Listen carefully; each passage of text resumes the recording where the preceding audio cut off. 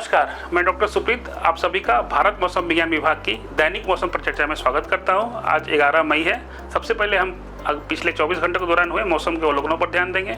तो मेघ गर्जन और वज्रपात जो है उसके साथ साथ जिसकी तेज़ हवा की जो स्पीड थी 70 से 85 किलोमीटर प्रति घंटा जो है एक आध स्थानों पे असम, हरियाणा, झारखंड, गुजरात और तेलंगाना से प्राप्त हुई है। उसके अलावा ये जो स्पीड्स है वो 30 से 60 किलोमीटर प्रति घंटे की जो है रफ्तार से वो बहुत सारे देश के जो है उत्तर पश्चिमी रीजन है और दक्षिण प्रायद्वीपीय रीजन है और हमारे पूर्व और उत्तर पूर्व के राज्यों से प्राप्त हुई है।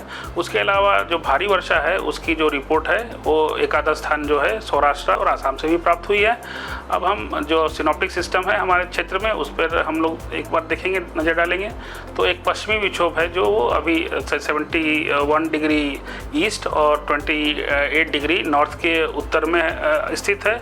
उसके अलावा अभी एक जो ट्रफ है वो सौराष्ट्र से होकर उत्तर पूर्वी अरब सागर के आसपास है।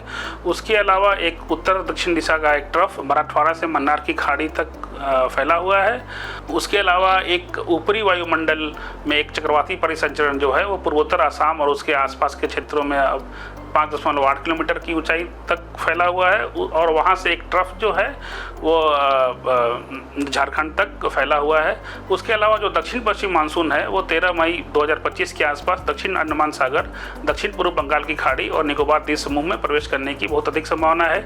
इसके बाद यह दक्षिण अरब सागर के कुछ हिस्सों, मालदीव और कोमोरिन क्षेत्र, दक्षिण बंगाल की खाड़ी के कुछ हिस्सों, पूर्व अंडमान और निकोबार द्वीप समूह तथा अंडमान सागर और मध्य बंगाल की खाड़ी के कुछ हिस्सों में अगले 4-5 दिनों के दौरान, जो कि 13 मई के बाद के 4-5 दिनों के दौरान आगे बढ़ने की संभावना है। अब हम आज की जो हाइलाइट्स हैं वो देखेंगे। जो पूर्वी भारत में जो है जैसे कि गंगई, पश्चिम बंगाल और बिहार में 15 मई तक उष्ण लहर की स्थिति बने रहने की संभावना है। उसके अलावा झारखंड और उड़ीसा में जो ये हीट वेव है या उष्ण लहर है वो 13 से शुरू होने की संभावना है।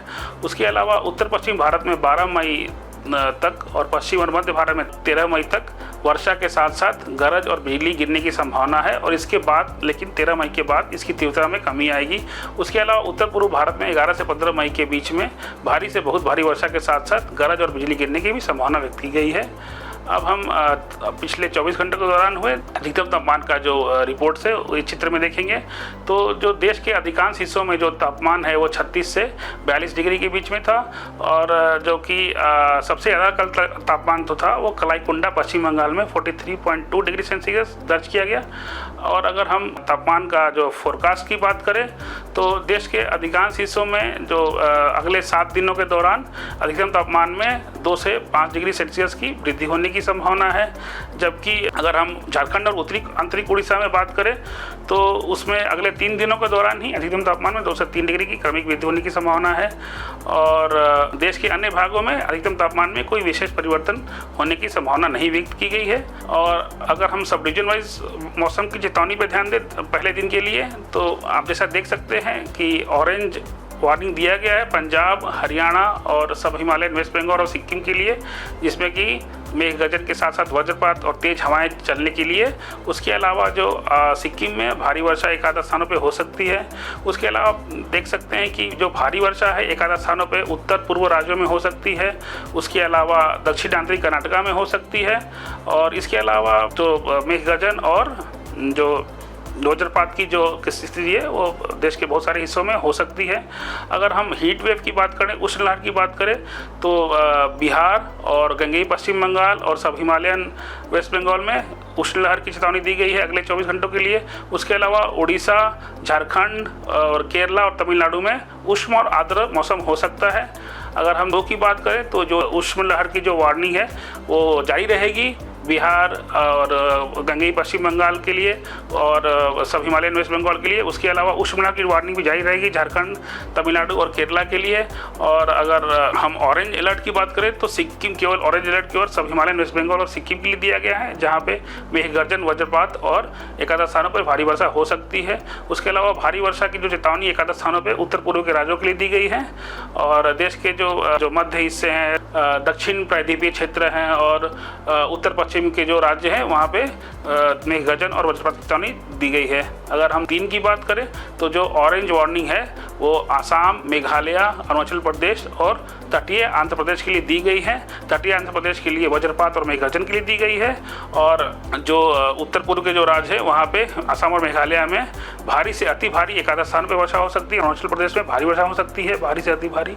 और उसके अलावा जो दक्षिण प्रायद्वीपीय क्षेत्र में तमिलनाडु और दक्षिण आंतरिक कर्नाटका में एक आधा स्थान पर भी भारी वर्षा हो सकती है। उसके अलावा निकोबार द्वीप समूह में भी एक आधा स्थान पर भारी वर्षा हो सकती है, उसके लिए येलो वार्निंग दी गई है। उसके अलावा जो उष्मलहर की बात करें हम अगर, तो उड़ीसा, बिहार, झारखंड, गंगेय पश्चिम बंगाल और स्वाभिमानी वेस्ट बंगाल में उष्मलहर की चेतावनी दी गई है। और मध्य भारत में भी मेघगर्जन और वज्रपात की वार्निंग दी गई है। अगर हम 4 की बात करें, चौथे दिन के लिए 14 मई के लिए बात करें, तो जो उष्मलहर की चेतावनी है वो पूर्व भारत के साथ साथ अभी पूर्वी उत्तर प्रदेश के लिए भी दे दी गई है। उसके अलावा अगर हम मेघगर्जन और वज्रपात के साथ की बात करें तो उसके चलते जो ऑरेंज वार्निंग है वो दी गई है छत्तीसगढ़, तेलंगाना और तटीय आंध्र प्रदेश में। उसके साथ साथ असम और मेघालय के लिए भी दी गई है और अरुणाचल प्रदेश के लिए भी दी गई है। असम मेघालय में भारी से अति भारी वर्षा की भी चेतावनी दी गई है। और जो भारी वर्षा है एक आधा स्थानों पर निकोबार में, उसके अलावा तमिलनाडु, दक्षिण आंतरिक कर्नाटका, रायलसीमा और उत्तरी आंतरिक कर्नाटका के साथ साथ सिक्किम में भी दी गई है और नागालैंड, मणिपुर में भी दी गई है। और जो मेघगर्जन की जो एक्टिविटी है वो जो है वो दक्षिण प्रायद्वीपीय भारत और उत्तर पूर्व भारत में ही सीमित रहेगी। उसके अलावा अगर हम 5 की वार्निंग जो कि 15 मई की बात करें, तो जो मेघगर्जन और वज्रपात के लिए जो ऑरेंज अलर्ट है वो तेलंगाना और छत्तीसगढ़ के लिए दिया गया है। उसके अलावा जो येलो अलर्ट है इसके लिए वो दक्षिण प्रायद्वीपीय क्षेत्रों के लिए दिया गया है। उसके अलावा जो पूर्व भारत के बिहार, झारखंड और गंगेय पश्चिम बंगाल के लिए दिया गया है और उत्तर पूर्व के राज्यों के लिए भी दिया गया है और अंडमान निकोबार द्वीप समूह के लिए भी दिया गया है। अगर हीट वेव की बात करें, उष्मलहर की बात करें, तो उत्तर प्रदेश और उड़ीसा में वो हीट वेव की वार्निंग दी गई है 15 तारीख को। और अगर भारी वर्षा की बात करें तो भारी वर्षा एक आधा स्थानों पे तमिलनाडु, दक्षिण आंतरिक कर्नाटका और रायलसीमा, उसके साथ साथ उत्तर पूर्वी राज्यों के लिए भी दी गई है। अगर हम 16 और 17 तारीख की बात करें तो उष्मलहर की चेतावनी जो है वो उत्तर प्रदेश के लिए जारी रहेगी। और अगर 16 तारीख की बात करें तो दक्षिण रायलसीमा में एक आधा स्थानों पे भारी वर्षा हो सकती है। और 17 मई को पश्चिम राजस्थान के लिए भी उष्मलहर की वार्निंग दी गई है। विस्तृत जानकारी के लिए आप हमारी वेबसाइट से जुड़ सकते हैं। देखने के लिए धन्यवाद। नमस्कार, जय हिंद।